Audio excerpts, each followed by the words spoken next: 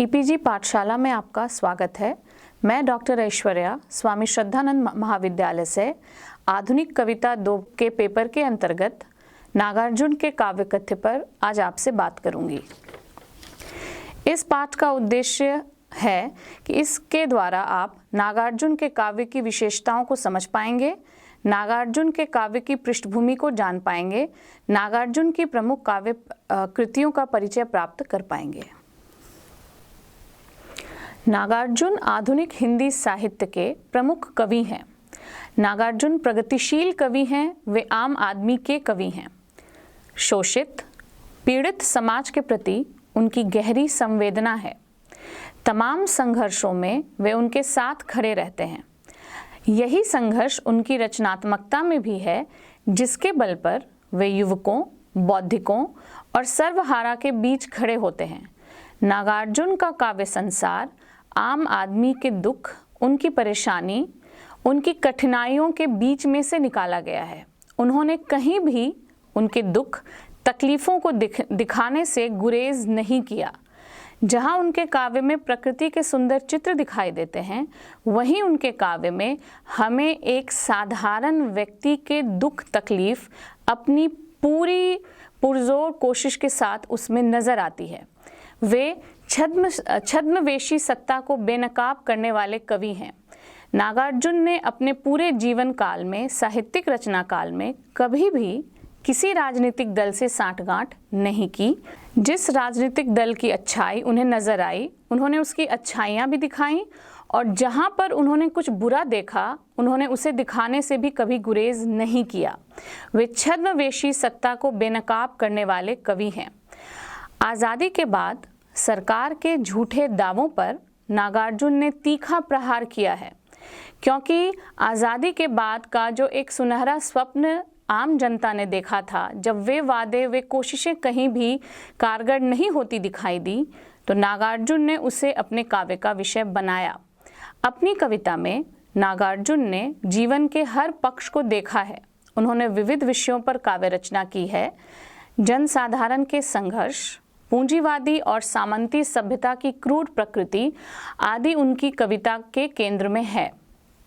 नागार्जुन की पहली हिंदी कविता सन 1935 में लाहौर के विश्व बंधु साप्ताहिक में प्रकाशित हुई थी।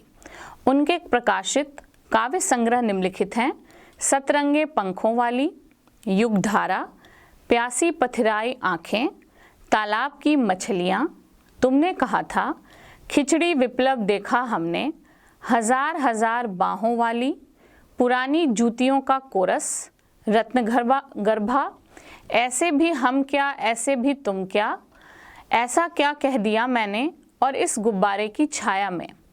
इसके अतिरिक्त 2 प्रबंध काव्य भस्मांकुर और भूमिजा भी हैं। नागार्जुन की कविता में काव्य वस्तु और काव्य रूप की अपार विविधता है। उनके काव्य वस्तु का एक स्रोत जनजीवन का समकालीन इतिहास है, तो दूसरा स्रोत भारतीय समाज और संस्कृति का युगीन इतिहास भी है।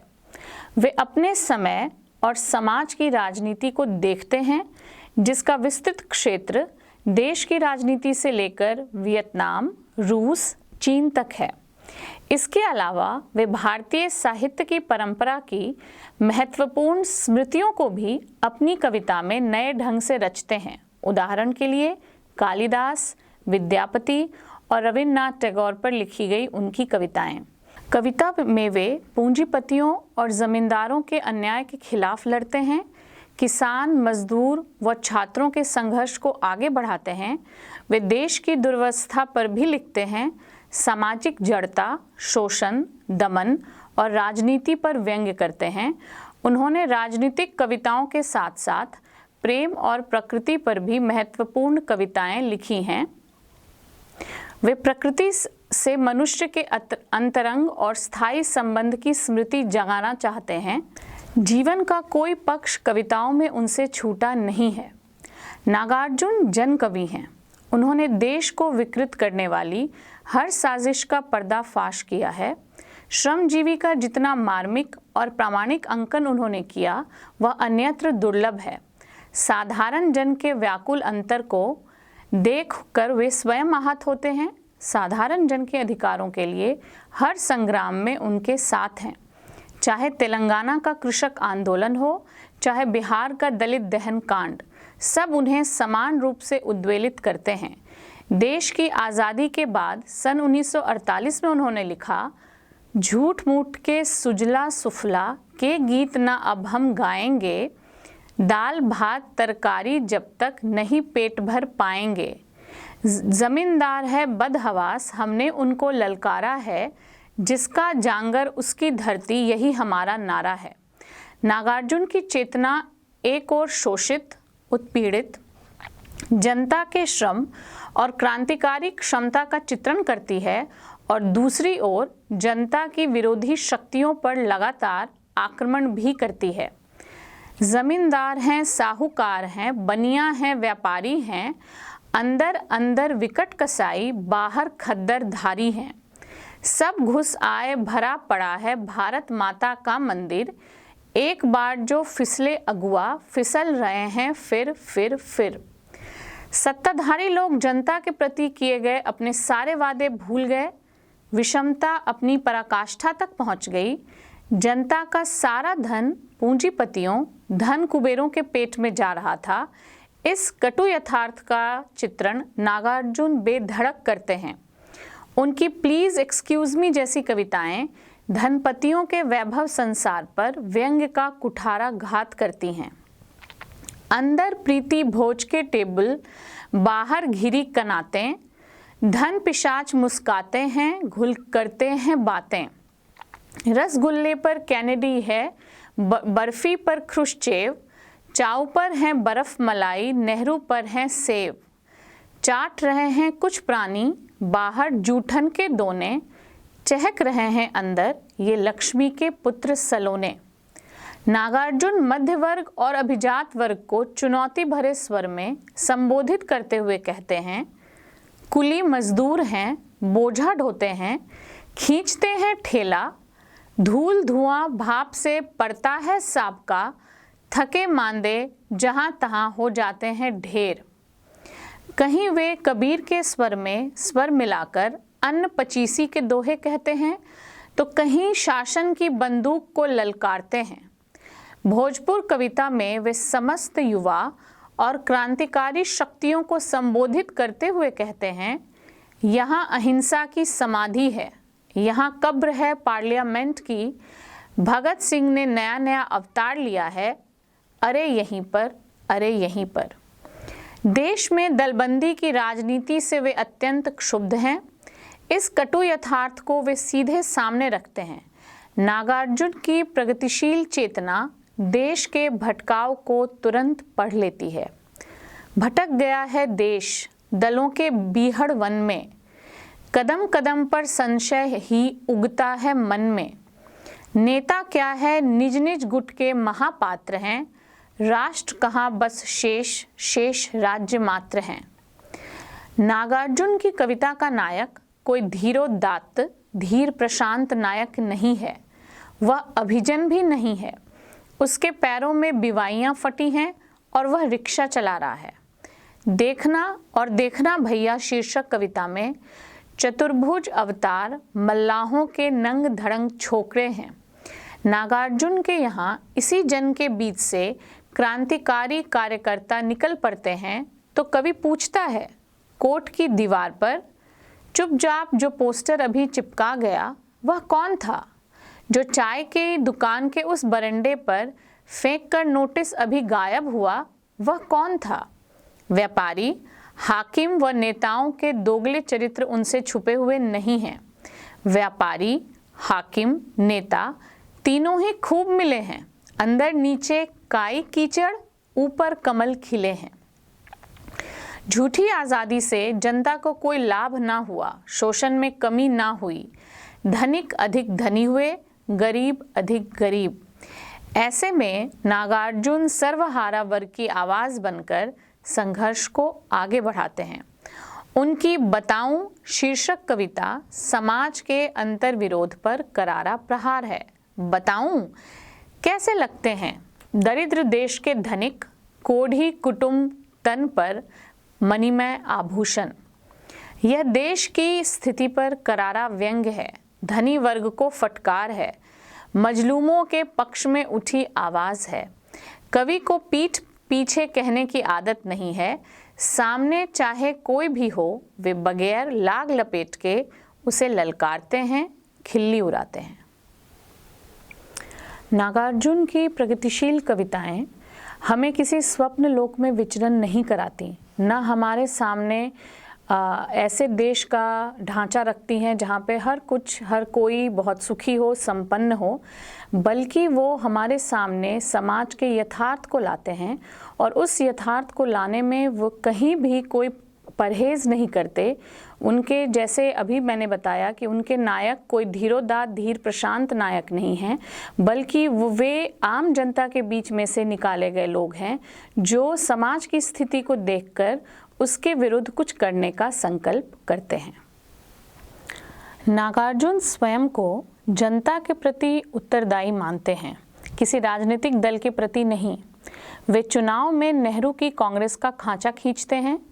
आज़ादी के पश्चात देश पर शासन कर रही सरकार पर वे खुली चोट करते हैं। आपातकाल के दौरान इंदिरा गांधी की तानाशाही का वे खुलकर नाटकीय अंदाज में विरोध करते हैं। वे आपातकाल का प्रत्यक्ष चित्रण करते हैं। कारतूसों की माला होगा दृश्य अनूप, हथगोला पिस्तौल स्टेनगन सज्जित चंडी रूप। अब की अष्टभुजा का होगा खाकी वाला भेष, थोकों श्लोकों में गूंजेंगे अब की फौजी अध्यादेश। किसी प्रधानमंत्री के खिलाफ नागार्जुन जैसा कवि ही ऐसी कविताओं की रचना कर सकता था जिन्हें शायद किसी भी बात का भय नहीं था। वे आपातकाल की भयानक स्थितियों से परिचित थे, इस कारण उन्होंने इसे अपनी कविता का कथ्य बनाया। झंडा ऊंचा रहे हमारा, दुशासन ने कंकर मारा, महाकुंभ में छेद हो गया, आओ रानी हम ढोएंगे पालकी, लौटे हैं टिकट मार के आदि कविताएं राजनीति पर धारदार व्यंग्य हैं। राम राज्य कविता में कवि ने गांधी जी की राम राज्य की कल्पना और उनके अनुयायियों के बीच की असंगति को प्रभावशाली ढंग से उभारा है। राम राज्य में अब की रावण नंगा होकर नाचा है, सूरत शक्ल वही है भैया, बदला केवल ढांचा है। लाज शर्म रह गई न बाकी गांधी जी के चेलों में, फूल नहीं लाठियां बरसती राम राज्य की जेलों में। भैया लंदन ही पसंद है आज़ादी की सीता को, नेहरू जी अब उम्र गुजारेंगे अंग्रेज़ी खेलों में। आज़ादी के बाद का जो राम राज्य का स्वप्न था वो आज़ादी के तुरंत बाद ही जैसे टूटकर बिखरने लगा था और इस सच्चाई को नागार्जुन ने भली भांति समझा था। इसीलिए वो कहते हैं कि शायद सिर्फ अब शासन करने वालों की शक्ल बदल गई है, लेकिन उनकी सीरत अभी भी वही है, जहां अपने देश के प्रति कोई ना सोचकर सिर्फ अपने स्वार्थ सिद्धि में लगा हुआ है, और यह हालत सभी राजनीतिक दलों की रही है। कवि देखता है कि आज सत्य बोलना पाप है और झूठ बोलना ही पुण्य है। वे इस चापलूसी मनोवृत्ति का व्यंग्यात्मक चित्र इस तरह प्रस्तुत करते हैं। सपने में भी सच न बोलना वरना पकड़े जाओगे, भैया लखनऊ दिल्ली पहुँचो मेवा मिश्री पाओगे। माल मिलेगा रेत सको यदि गला मजूर किसानों का, हम मर भूखों से क्या होगा चरण गहो श्रीमानों का। यहाँ नागार्जुन चापलूसी प्रवृत्ति वाले लोगों की तरफ इशारा कर रहे हैं कि आम आदमी के बारे में अगर सोचोगे जिसमें मजदूर और किसान आते हैं तो कुछ नहीं होगा, बल्कि आप अगर उनका गला काट सको यानी उनके साथ बुरा व्यवहार कर सको, उन पर अत्याचार कर सको, तो आप तुरंत दिल्ली पहुंच जाओगे। अर्थात आपकी राजनीतिक गलियारों में बहुत पूछ हो जाएगी, आपको मेवा मिश्री मिलेगा, धन संपत्ति मिलेगा, बल्कि मर भूखों यानी कि आम आदमी के बारे में सोचने से कुछ भी नहीं होगा। आपको इस तरह के नेता जो हैं, जो चापलूसी वृत्ति को पसंद करते हैं, उनके साथ रहने से ही आज इस देश में आपका कल्याण हो सकता है। नागार्जुन के समक्ष राजनीति और राजनीतिज्ञों की असलियत खुल चुकी है। सभी राजनीतिक दलों की आपसी सांठ-गांठ है, जिसे उन्होंने अमलेंदु एमएलए कविता में बखूबी उबारा है। सामान्य जनता के लिए राजनीति की कथनी करनी में भेद है। राजनीति क्या है? विष्ठा है, मल है। साहित्य क्या है? गंगा का जल है। दिखाने के दांत और खाने के और। आप तो अमलेंदु जी ठहरे, खैर समाज के सिरमौर। जातिवाद डंडा है, राजनीति मथनी, करनी अलग है कथनी। यहाँ पर नागार्जुन राजनीति को एक गंदगी बता रहे हैं और साहित्य को उस गंदगी को साफ करने वाला जल। लेकिन कुछ साहित्यकार इस राजनीति में मिलकर साहित्य को भी गंदा कर रहे हैं और वो ये कह रहे हैं कि जातिवाद के डंडे से सभी राजनीतिक दल उसे मथ कर उसकी जो मलाई है वो खा रहे हैं, अर्थात अपनी स्वार्थ की सिद्धि कर रहे हैं। और जनता के लिए उनकी कथनी और करनी में बहुत ही ज़्यादा फर्क है। वो कहते कुछ और हैं, करते कुछ और हैं। सभी राजनीतिक दल, सभी राजनेता, सभी गरीबों के लिए कुछ ना कुछ करना चाहते हैं, गरीबी को दूर भगाना चाहते हैं। लेकिन नागार्जुन इस बात को समझ चुके हैं कि गरीबों की गरीबी कम होने का नाम नहीं ले रही, लेकिन अमीरों की जो अमीरी है वो हर रोज़ दिन दूनी रात चौगुनी तरक्की करती है। स्वतंत्रता के पश्चात भारत सरकार ने जनहित के लिए कई योजनाएं शुरू की थी, जिनमें पंचवर्षीय योजना प्रमुख है। ये सभी योजनाएं भ्रष्टाचार की भेंट चढ़ गईं। सभी योजनाएं कागज तक ही सीमित रह गईं। इन योजनाओं में व्याप्त भ्रष्टाचार पर नागार्जुन तीखा व्यंग्य करते हैं। 5 वर्ष की बनी योजना 1, 2 नहीं 3, कागज के फूलों ने ले ली सबकी खुशबू छीन। बलिहारी कागजी खुशी कि क्यों ना बजाएं बीन, कटे बांध से बालू बोले हम भी हैं स्वाधीन। अश्वमेध का घोड़ा चित है चारों नाल, कौन कहेगा आज़ादी के बीते 13 साल।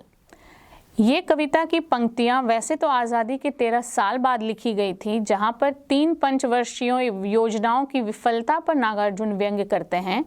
लेकिन आज भी अगर हम यह देखें तो यह कविता आज भी उतनी ही प्रासंगिक है जितनी उस समय थी, क्योंकि आज भी कहने को तो कई सारी योजनाएं कागज़ों पर आ जाती हैं और कई बार उन्हें सफल भी दिखा दिया जाता है, लेकिन आम जनता तक उस योजना की सफलता नहीं पहुंचती। अगर पहुंचती भी है तो वो अधिकारियों और नेताओं तक ही उसकी सफलता रह जाती है।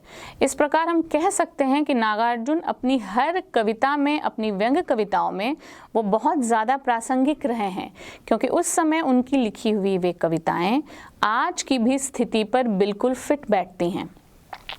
नागार्जुन के व्यंग्य सामाजिक, राजनीतिक क्षेत्रों में फैली अव्यवस्था, अराजकता का करुण परिणाम है।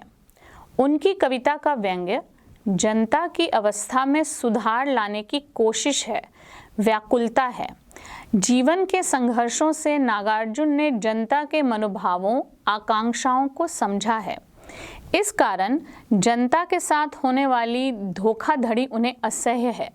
व्यंग्य का वैसे भी उद्देश्य एक मानसिक अकुलाहट पैदा करने का होता है और नागार्जुन ने अपने व्यंग्य के माध्यम से यही कोशिश की है कि एक साधारण पाठक उनकी कविता को पढ़कर यह सोचने पर मजबूर हो जाए कि सारी सुख सुविधाएं सरकार के द्वारा देने के बाद भी उस तक वो सुख सुविधा क्यों नहीं पहुंच रही है। तो एक वैचारिक बेचैनी उत्पन्न करना नागार्जुन के काव्य का प्रमुख उद्देश्य रहा है। गरीब जनता के पैसों के अपव्यय का उन्होंने विरोध किया है। रानी एलिजाबेथ के आने पर धन की बर्बादी पर उनकी कविता की निम्न पंक्तियों में करुणा मिश्रित व्यंग्य बखूबी से उभर आया है। बेबस बेसुध सूखे रुखड़े, हम ठहरे तिनके के टुकड़े। टहनी हो तुम भारी भरकम डाल की, खोज खबर तो लो अपनों भक्तों के खास महाल की। ले कपूर की लपट, आरती तो सोने के थाल की।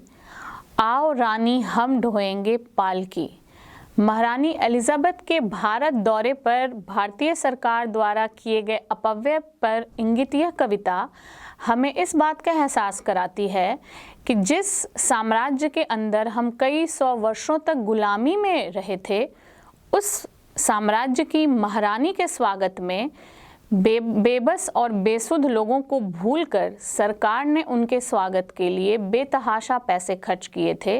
और इस बात को नागार्जुन ने इस कविता में उठाया है कि हमें इसकी बिल्कुल भी ज़रूरत नहीं थी। नागार्जुन के व्यंग्य उनकी विद्रोही मनोवृत्ति के परिचायक हैं। उन्होंने स्वतंत्रता के पहले और बाद के दोनों समय को नज़दीक से देखा था। राजनीतिक व्यवस्था किस प्रकार कुव्यवस्था में परिवर्तित हो रही थी, यह देखकर वे उदासीन नहीं रह सकते थे। वे कविताओं में किसी भी दल या नेता के अवसरवादी चरित्र पर व्यंग्य करते हैं, चाहे वह नेता दक्षिणपंथी हो या वामपंथी। वे पक्ष और विपक्ष के दोहरे चरित्र को भली भांति समझ चुके थे। इसी कारण वे परिवर्तन का आह्वान करते हैं।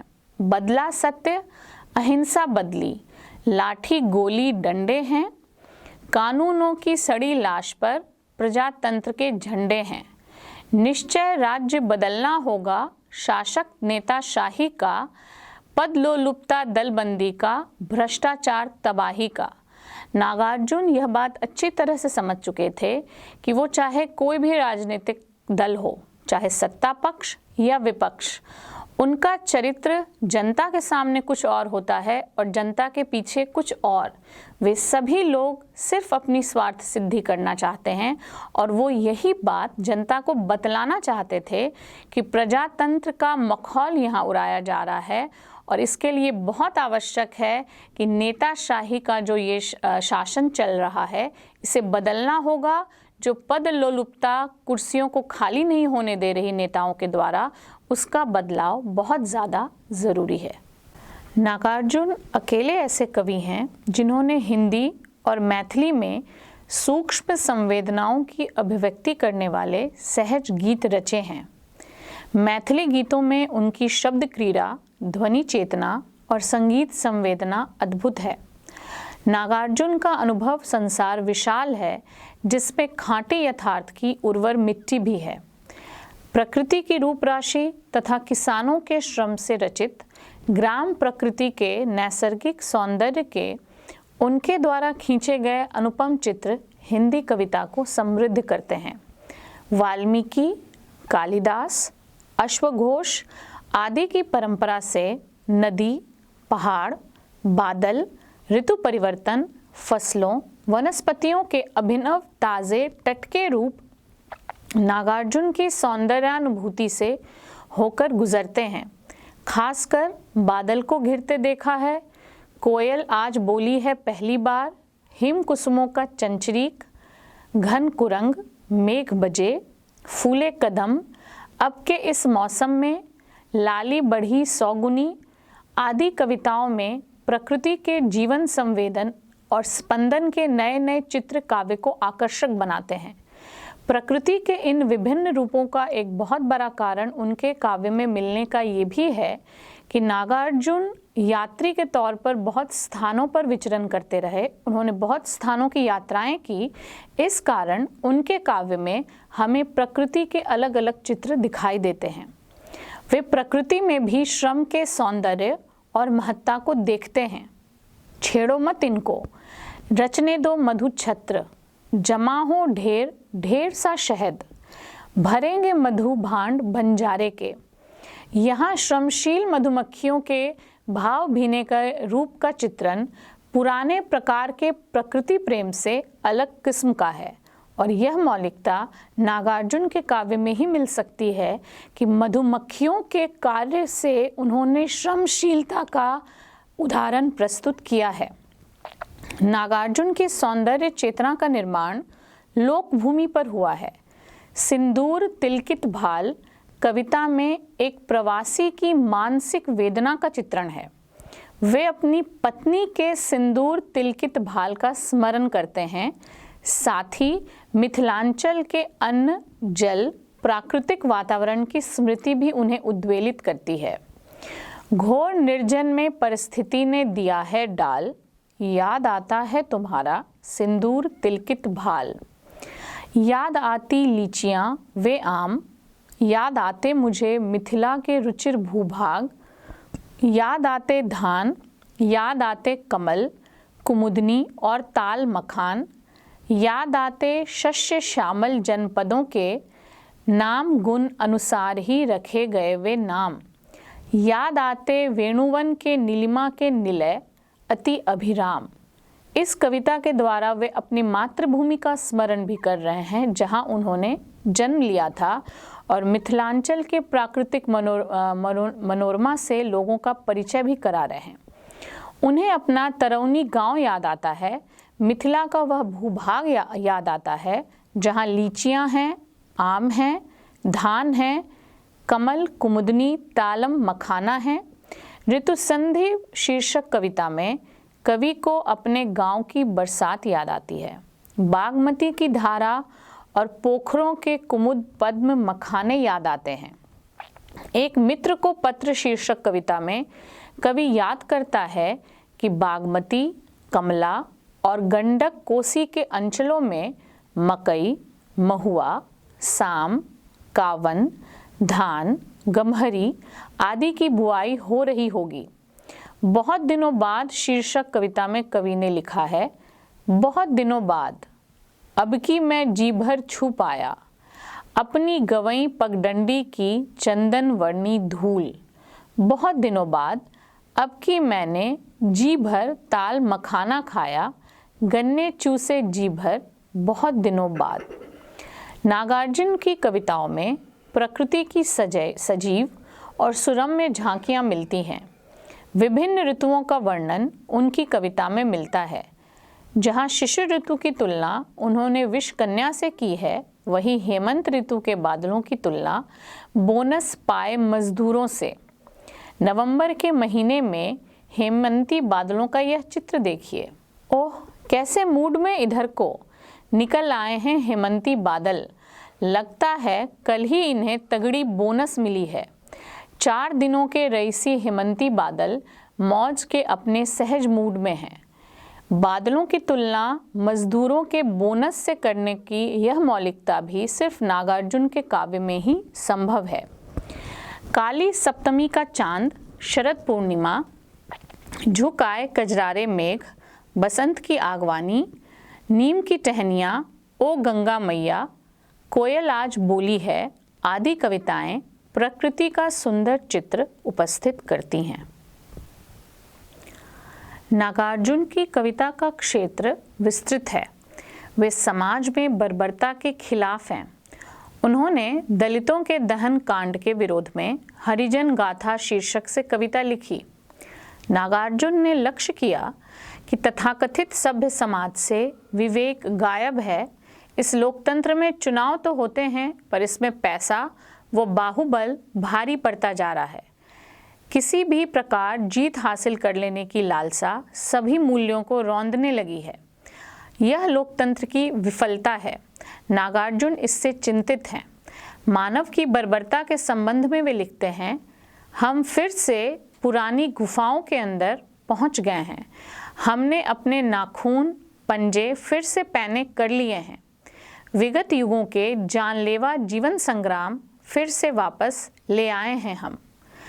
चुनाव की यह स्थिति आज भी वैसी ही है जैसे उस समय थी। आज भी पैसे जिसके पास हैं, ताकत जिसके पास है, वही चुनाव लड़ता भी है और जीतता भी है। तो नागार्जुन की यह चिंता भी समय का ध्यान नहीं, समय के अंदर नहीं आती, बल्कि उन्होंने समय के पार यह चिंता आज भी हमें नज़र आती है, और यही नागार्जुन के काव्य की प्रासंगिकता भी है। यह धरती कवि को अत्यंत प्यारी है। खेत हमारे, भूमि हमारी, सारा देश हमारा है, इसीलिए तो हमको इसका चप्पा चप्पा प्यारा है। देश में रहने वाले लोग, उनके सुख दुख सभी उन्हें प्यारे हैं, और इतनी सारी बुराइयों के बावजूद, इतनी सारी परेशानियों के बावजूद नागार्जुन को अपनी मातृभूमि, अपनी जन्मभूमि, अपने राष्ट्र से बहुत अधिक प्यार है। पड़ोसी देशों के आक्रमण पर वे क्षुब्ध हैं, इसके खिलाफ वे आवाज़ उठाते हैं। एक तरफा शांति का हो चुका अवसान, आज नहीं वही है जो कल का हिंदुस्तान। करेगा बर्दाश्त कौन अब ये अपमान, झाड़ देंगे अयूब का हिटलरी गुमान। खबरदार दुश्मन दुश्मन सावधान। वे भारत के नागरिक होने के तौर पर वे शांति प्रिय हैं, लेकिन अगर कोई राष्ट्र उनकी शांति प्रियता को उनकी कायरता समझता है तो वो सभी पड़ोसी दुश्मन देशों को सावधान करते हैं कि वे भारत की शांति को उसकी कायरता ना समझे। नागार्जुन की कविताओं का विषय क्षेत्र विस्तृत है। उनकी दृष्टि सामाजिक, राजनीतिक, आर्थिक सभी घटनाओं पर रही है। राष्ट्रीय, अंतर्राष्ट्रीय सभी महत्वपूर्ण घटनाओं को उन्होंने अपने काव्य का विषय बनाया। अपने देश के साथ साथ कोरिया, नेपाल, अफ्रीका, वियतनाम आदि देशों पर लिखी उनकी कविताएं इसका प्रमाण है। सुलग रहा वियतनाम कविता साम्राज्यवादी नीति की पोल खोलती है। एशिया के सीने पर अमेरिका के बूट, दुनिया के चालबाज फूकेंगे चुरूट। इधर है दिल्ली उधर होनोलुलु, समझ लिया प्रशांत को पानी का चुल्लू।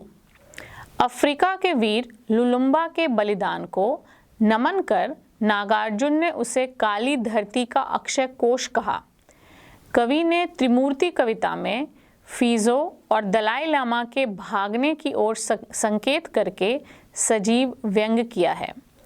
नागार्जुन के काव्य की एक अन्य विशेषता है देश के साहित्यिक जगत के महापुरुषों, विशिष्ट व्यक्तियों पर लिखी उनकी कविताएं।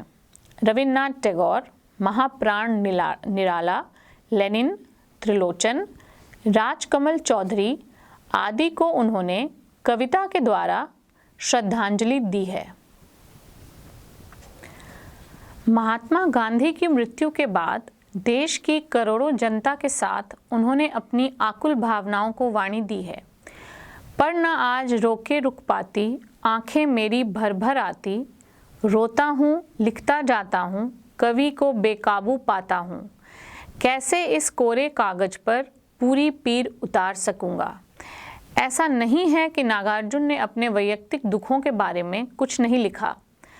अपने जीवन संघर्ष के बारे में उन्होंने बड़े दर्द से लिखा। मैं दरिद्र हूँ, पुष्ट पुष्ट की यह दरिद्रता, कटहल के छिलके के जैसी जीभ से मेरा लहू चाटती आई। अपनी वैयक्तिकता को आधार बनाकर कवि अपनी निजी अनुभूति को आम जीवन के संघर्ष से जोड़ देता है। मनुष्य हूँ कविता में कवि पहले मानव है, सारे रिश्ते नाते धर्म इसके बाद आते हैं। कवि हूँ सच है, इसलिए क्या आतप वर्षा हिम भी मुझसे दब जाएंगे। इसीलिए क्या वात पित्त कफ शांत रहेंगे। नहीं नहीं, सो कैसे होगा। कवि हूँ पीछे, पहले तो मैं मानव ही हूँ। नागार्जुन ने अपनी कविताओं में मानवता का परिचय कुशलता से दिया है। वे अपनी कविताओं में सत्य लाने के लिए प्रतिबद्ध रहे। उन्होंने देश के शोषित दलितों के प्रति अपनी कविता को समर्पित किया। मैं तुम्हारे लिए ही जीऊँगा मरूंगा, मैं तुम्हारे इर्द गिर्द रहना चाहूँगा, मैं तुम्हारे ही प्रति अपनी वफादारी निभाऊंगा। यह वफादारी नागार्जुन अपने पूरे रचनात्मक संसार में निभाते हैं। उन्होंने अपनी कविताओं को सिर्फ एक सीमा तक ही नहीं रखा है, बल्कि उनकी कविताएं प्रगतिशीलता से शुरू होकर यथार्थ तक आती हैं, जहां वो हमें हर उस पहलू से परिचय कराते हैं जहां तक इससे पहले शायद ही किसी कवि की दृष्टि गई हो। उन्होंने सिर्फ अपने आप को राष्ट्रीय सीमा तक ही बांध कर नहीं रखा, बल्कि उन्होंने अंतर्राष्ट्रीय समस्याओं को भी अपनी कविताओं में उठाया, जिसका उदाहरण हम वियतनाम, कोरिया और नेपाल में देखते हैं। उन्होंने अपने आप को भी जनता को समर्पित किया है, इसलिए वो ये जनता की हर समस्या को सामने लाने के लिए प्रतिबद्ध दिखाई देते हैं। और उनकी प्रतिबद्धता एक शोषित व्यक्ति, एक शोषित आदमी के प्रति बहुत ही ज़्यादा है। वे उस आम आदमी के कवि हैं जिसकी समस्याओं को शायद साहित्यकारों ने उस शिद्दत के साथ नहीं उठाया जिस शिद्दत के साथ नागार्जुन अपनी कविता में प्रयास करते हैं उसे उठाने का, और बहुत हद तक सफल भी होते हैं। और इस कारण उनकी कविता किसी समय, किसी वाद, किसी काल में बांध कर नहीं देखी जा सकती, बल्कि उनकी कविताएं कालातीत हैं, जो युगों युगों तक समय समय पर हमेशा याद करती जाती रहेंगी।